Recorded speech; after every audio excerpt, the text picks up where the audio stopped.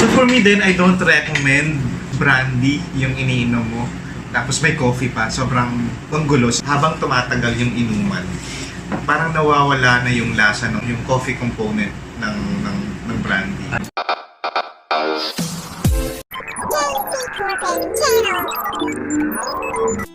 Hey yo, welcome back to the second part review of the Emperador Coffee Brandy.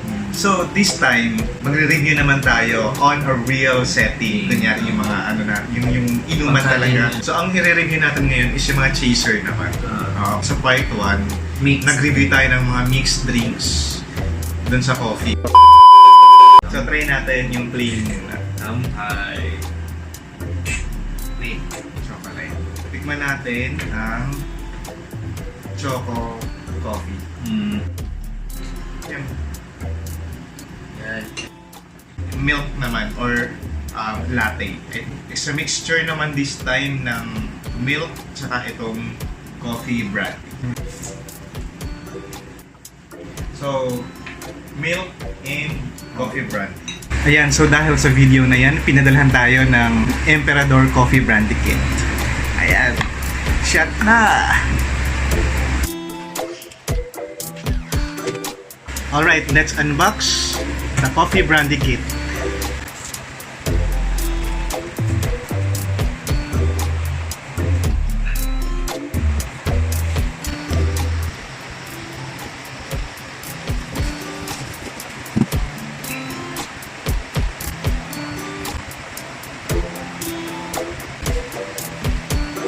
Yung kit is made of wooden crate. Tingnan natin kung anong laman.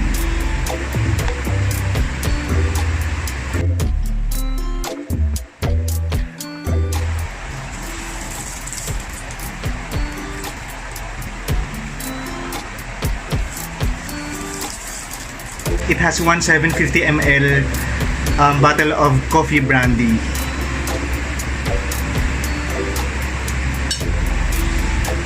Isang glass, isang mug, at isang Jaeger glass. Siyempre, ang daming coffee beans.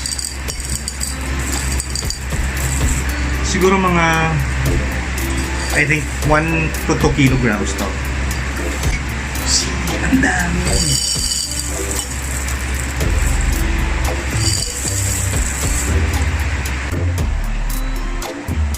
Thank you, Emperador, for sending me this kit. Please do like and follow them on Facebook page, Coffee Brandy. Ayan. And watch out for more updates. Alright, on this video is a review naman ng chaser, ng coffee brandy chaser. Kung ano nga ba ang bagay na chaser ng coffee brandy. Panoorin nyo to. Ngayon naman, chaser. Chaser naman. So, tubig. Na-try na natin tubig, tapos juice, tapos coke. So of course, yung pinakauna naman natin, usually mga ito, di ba na-try na natin yung plain? So try natin siya with pambansang tubig naman. Tubig. So syempre guys, hindi naman sa lahat ng oras may gatas, may chocolate. So sa totoong buhay, tubig lang, yelo. Yan, minsan coke, juice, pero tingnan natin kung kaya siya ng tubig. Ako usually tubig and then pero yung iba na una to, ako inom muna ako ng tubig.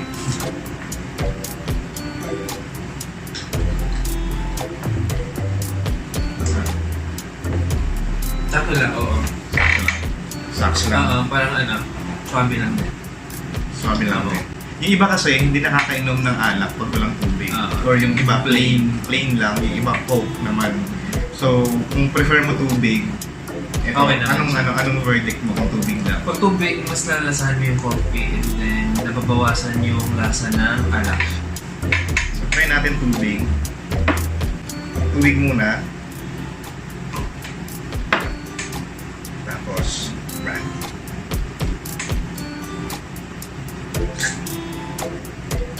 Then tubig. Then tubig ulit.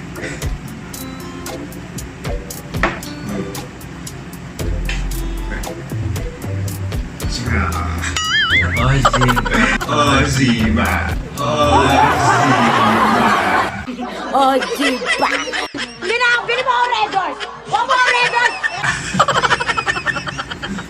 Ayun, so pag tubig, medj ano lang.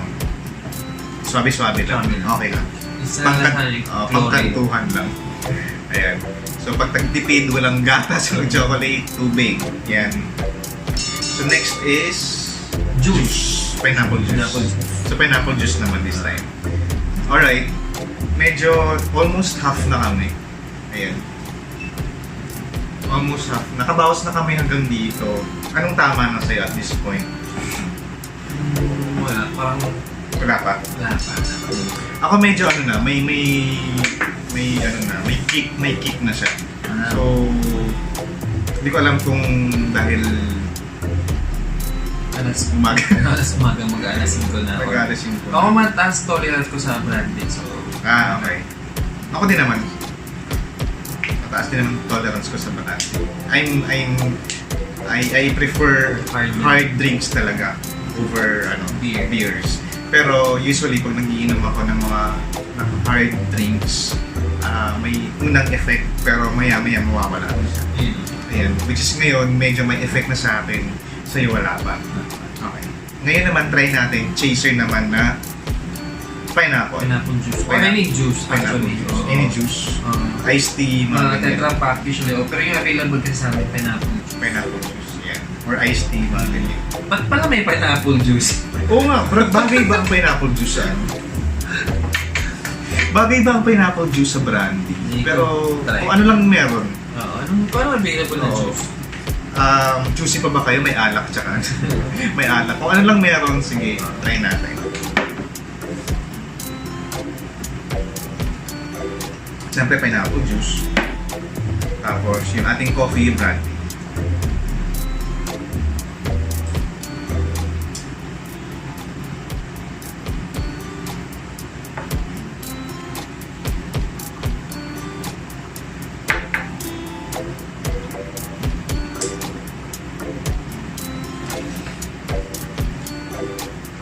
Wala. Matanis. Actually, okay na to eh. Para sa okay na to. Pero rare lang naman yung mga nag-chaser ng pineapple tsaka brandy. Tsaka parang hindi siya bagay. Oo. Yung third naman natin is yung medyo nakaangat-angat tayo. Pag marami tayong pera. Medyo kasahod. Bagong sarap. Magko-coke tayo. So, coke. Or any soft drinks usually. Pag medyo yayamanin tayo, ganyan, may pangyabang sa barkada. May panglibre, coke tayo. Yan. Try natin. Usually di ba mga soft drinks, mga dark colored na soft drinks, may caffeine naman yun. Yun. So try caffeine natin. plus caffeine. Wasak. Oshiba. Oshiba. So try natin. Brandy, Coke brandy. So ito Coke muna. And brandy.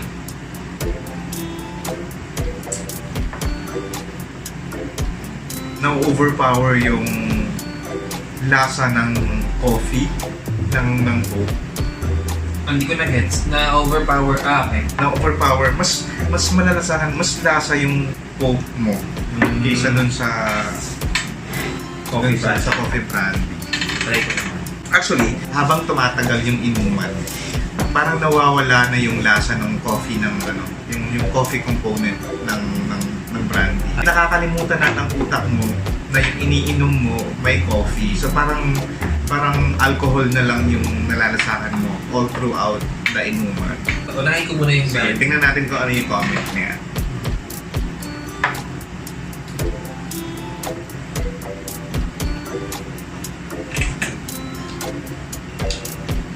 Parang okay lang naman sa akin. Sige, parang may factor naman siya ng parang yun nga, parang may caffeine naman siya. So, hindi siya masyadong malayo yung lasa niya for me. Okay, so rating tayo para dun sa tatlong test ng chaser naman. So una, tubig, juice, tsaka yung Coke. Yan. So first test, tubig. Anong rating mo? 9 out of 10. Kasi hindi niya Walang kahalong lasa.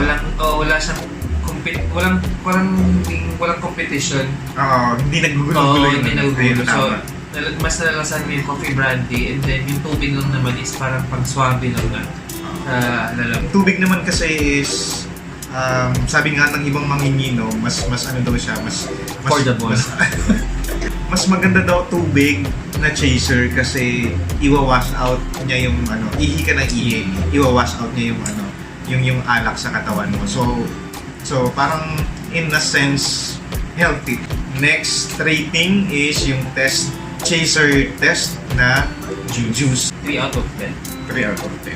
Parang natatabunan yung lasa ng coffee brandy. It's unusual na nag-chaser ka ng juice. Di bagay.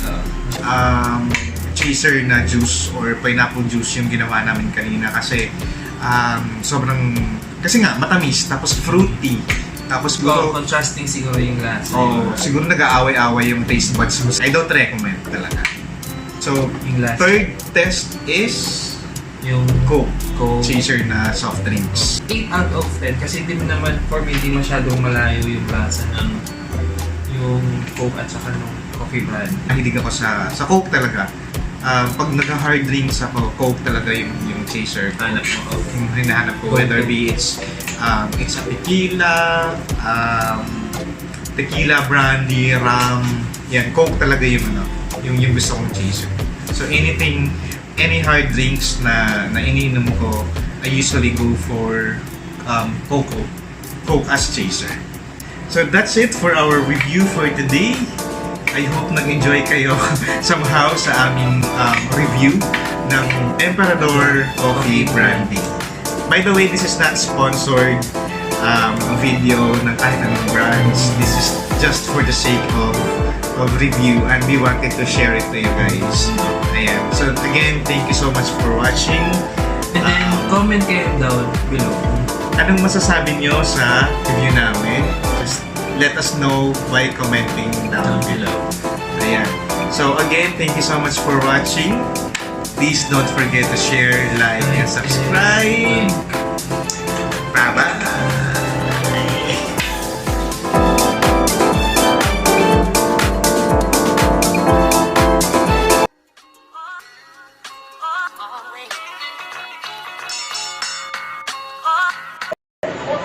Ayan na lasing na